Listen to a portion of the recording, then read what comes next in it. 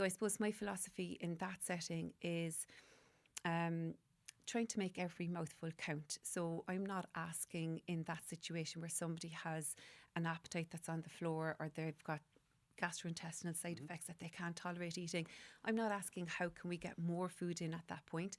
I'm asking how can we make what that person is eating count, you know, from a nutritional point of view. How can we make it more impactful nutritionally? And when you're dealing with somebody who's got like reduced appetite and nausea, vomiting, there's different little hints and tips and hacks that you can kind of use to achieve your nutritional needs across the day rather than trying to, you know, so for somebody with reduced appetite, eating this perfect balanced plate that we spoke about a minute ago at breakfast, lunch and dinner, it's just not possible for them. And when they sit at the table and even look at that, that's immediately off-putting and they can just get up and walk away. So sometimes it's eating smaller meals but more frequently, so creating maybe 6 to 7 eating opportunities across the day. Within that, then it's looking at, while you're keeping the volume small, how can you maximise the nutritional value of what's on your plate? So sometimes it's about enriching what's on your plate. So for example, you know, something like adding in ground nuts and seeds into your cereal. You're not adding a huge amount of volume, but you're adding a lot of extra nutrition. Putting a spoon of olive oil into your soup or drizzle it over your vegetables when they're cooked already, you're getting in your healthy fats, you're getting in extra calorie without extra volume. Something like enriching your milk with something like, you know, a milk powder can almost double the protein of the milk, increase the calories, but again, you're not increasing the volume. So you're making it doable for that person with reduced appetite. Protein remains super important and meeting your protein targets because of the muscle mass. And do you have specific targets for people going through cancer treatment, or are they the same as general population? They're a bit higher really. So when we look to muscle mass and maintaining muscle mass becomes super important in the cancer setting. And that's because we know it's estimated that about 41% of people with cancer will experience a loss in muscle mass. That's like 4 in 10 of people with cancer. And the reason it happens is multifactorial. Like there's, we know tumours themselves, tumour cells release inflammatory compounds or cytokines, or chemicals, whatever word you want to put in it. And these inflammatory cytokines, things like TNF, interleukin 1, interleukin 6, they release these inflammatory compounds, and these kind of flip the switch in the body. The body normally maintains muscle mass by breaking down old muscle and rebuilding new muscle. These inflammatory chemicals flip that switch. It increases the speed at which muscle is breaking down, and simultaneously it slows down muscle protein synthesis, or how we make protein. They also can create a bit of insulin resistance. So even when somebody is eating well, it can be difficult for that person to use those nutrients to build and repair muscle. And then also what can happen is these inflammatory cytokines can result in amino acids from our protein being totally directed away from our muscle toward the liver to make inflammatory proteins such as CRP and fibrinogen. So we have this whole internal inflammatory environment that's being created by the tumour.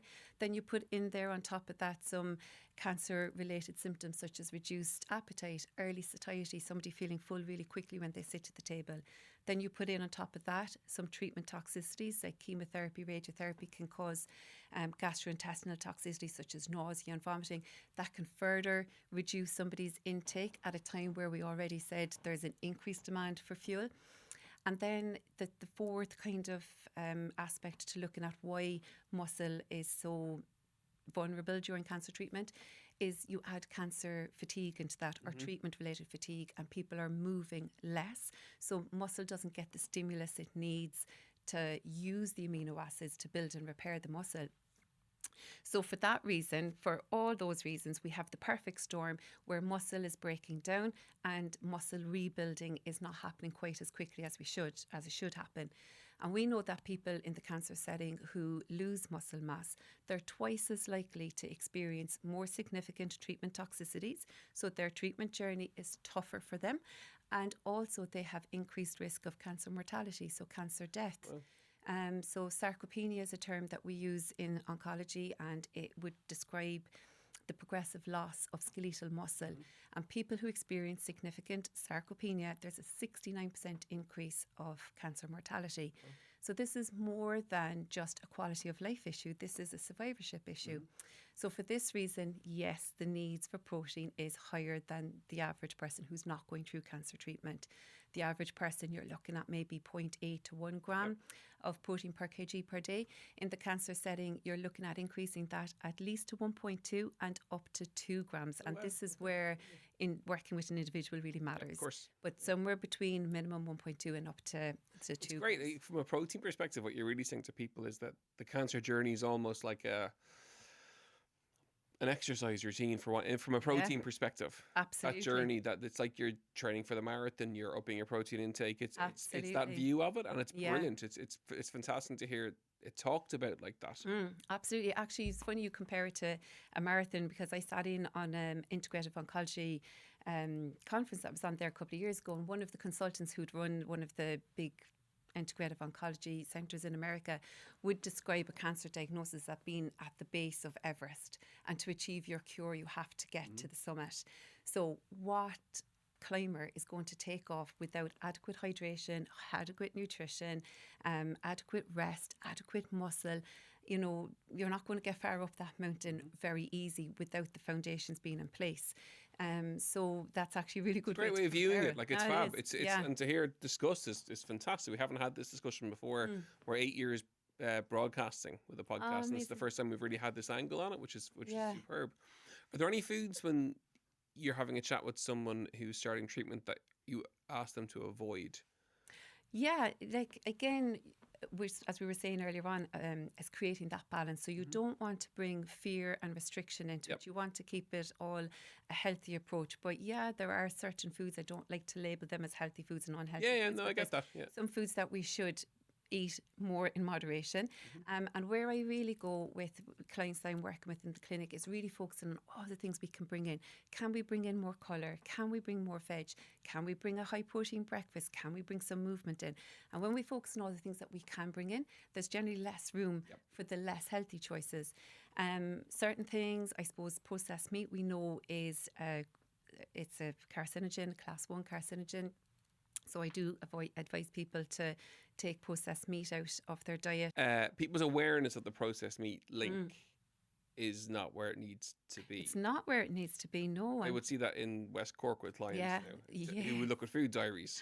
Yes. And the quantity of it that is still eaten is It's mad. very high. But the awareness, as you said, is not there. Like there's not the public health campaigns to drive that awareness out as much as.